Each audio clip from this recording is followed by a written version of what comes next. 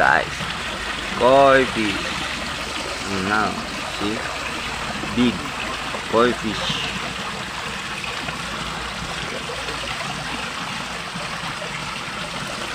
Mamahaling isda mga guys. Koi fish from Japan.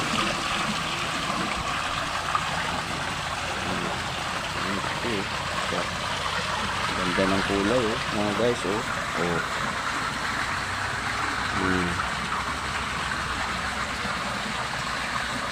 Dito lang yung guys sa harap ng bahay namin.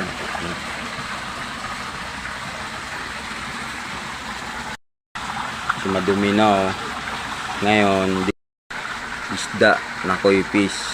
Yan yan namin i-transfer sa Luna.